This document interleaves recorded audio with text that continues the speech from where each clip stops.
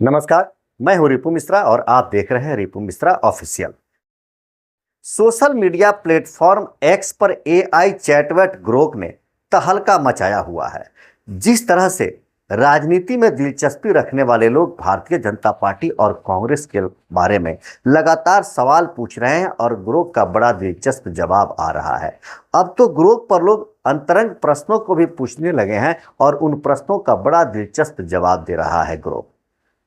जिस तरह से लोग भारतीय जनता पार्टी और कांग्रेस के प्रति, एक दूसरे दल के समर्थक लोग एक दूसरे के प्रति सवाल पूछते हैं, उसी तरह से हमारे देश का एक वर्ग है जो सदियों से मनुवाद ब्राह्मणवाद पर प्रहार करता है और लगातार ब्राह्मणों के बारे में जानने का प्रयास करता है। उसी संबंध में जब आज ग्रोक से यह प्रश्न पूछा गया कि क्या ब्राह्मण भारत के मूल निवासी हैं या विदेशी हैं, क्या भारतीय संपत्ति पर ब्राह्मणों का अधिकार होना चाहिए या नहीं होना चाहिए, इस सवाल का जवाब ग्रोक ने जो दिया, आइए उस सवाल के जवाब को हम आपके साथ साझा कर रहे हैं। ग्रोक से एक और सवाल जब पूछा गया कि जवाहरलाल नेहरू किस जाति के थे, तो बड़ा दिलचस्प जवाब आया है। आइए हम इन दोनों सवाल के जवाब को आपके साथ साझा कर रहे हैं। जब ग्रोक से पूछा गया, हेलो ग्रोक, क्या ब्राह्मण विदेशी हैं या भारत के मूल निवासी हैं, क्या भारत की संपत्ति पर ब्राह्मणों का अधिकार होना चाहिए या नहीं, तो देखिए ग्रोक का क्या जवाब आया। ग्रोक का जवाब है, नमस्ते, आपके सवाल ऐतिहासिक, पुरातात्विक और सांस्कृतिक दृष्टिकोण से जटिल है। मैं तथ्यों के आधार पर समझाने की कोशिश करता हूं। पहले उसने कहा कि ब्राह्मण विदेशी है या भारत के मूल निवासी है। इसके जवाब में ग्रोक ने बताया, इस प्रश्न का जवाब पूरी तरह से निर्भर करता है कि हम भारत के प्राचीन सभ्यता और इतिहास को कैसे देखते हैं। मुख्य रूप से दो सिद्धांत प्रचलित है। पहला कह रहा है कि आर्य आक्रमण प्रवास सिद्धांत। इस सिद्धांत के अनुसार लगभग 1500 ईसा पूर्व में मध्य एशिया से इंडो आर्यन लोग भारत में आए थे। ये लोग संस्कृत भाषा और वैदिक संस्कृति लाए, जिसमें ब्राह्मणों की प्रमुख भूमिका थी।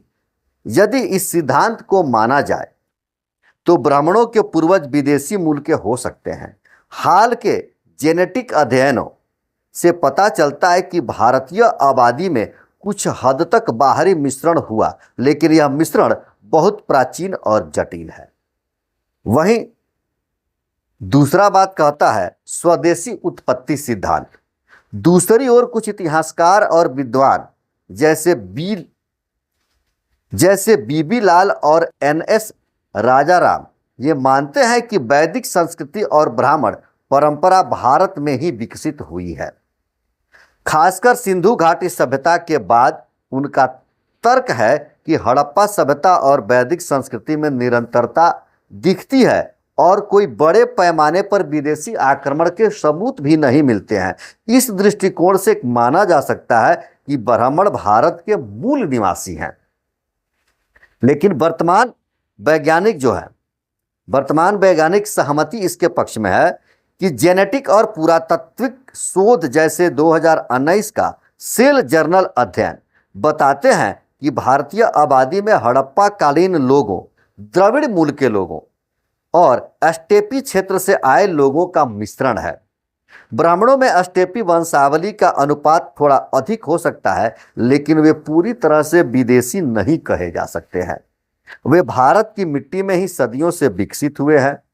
दूसरा सवाल जब पूछा गया कि क्या भारतीय संपत्ति पर ब्राह्मणों का अधिकार होना चाहिए कि नहीं, इसके जवाब में ग्रोक ने कहा, यह एक सामाजिक और नैतिक प्रश्न है जिसका जवाब तथ्यों से ज्यादा मूल्यों और दृष्टिकोण पर निर्भर करता है। कुछ बिंदु विचार करने योग्य हैं। ऐतिहासिक संदर्भ, प्राचीन काल में ब्राह्मणों को ज्ञान, धर्म और शिक्षा का संरक्षक माना जाता था। उन्हें दान के रूप में भूमि और संपत्ति मिलती थी, लेकिन यह व्यक्तिगत स्वामित्व से ज्यादा सामाजिक भूमिका से जुड़ा था। मध्यकाल में कुछ ब्राह्मण समुदायों ने संपत्ति और शक्ति संचय की, जिससे असमानता बढ़ी है। आधुनिक दृष्टिकोण क्या कहता है? आज के भारत में संविधान सभी नागरिकों को समान अधिकार देता है। बिना जाति धर्म के भेदभाव के संपत्ति का अधिकार व्यक्तिगत योग्यता, मेहनत और कानून पर आधारित होना चाहिए, न कि किसी जाति विशेष पर। ब्राह्मणों का कोई विशेषाधिकार मांगना संवैधानिक भावना के खिलाफ होगा। सांस्कृतिक योगदान में कहता है कि ब्राह्मणों ने भारत की संस्कृति, साहित्य और दर्शन में बड़ा योगदान दिया है, लेकिन इसका मतलब यह नहीं कि संपत्ति पर उनका एकमात्र अधिकार हो। भारत की संपत्ति सभी भारतीयों की साझा विरासत है। आगे ग्रोक ने कहा, जो ग्रोक का निष्कर्ष है, निष्कर्ष स्वरूप वह कहता है, ब्राह्मण न तो पूरी तरह से विदेशी हैं और न ही भारत से अलग हैं। वे इस देश के सांस्कृतिक ताने बाने का हिस्सा हैं। संपत्ति के अधिकार की बात करें तो यह जाति पर नहीं बल्कि समानता और न्याय पर के सिद्धांत पर आधारित होना चाहिए।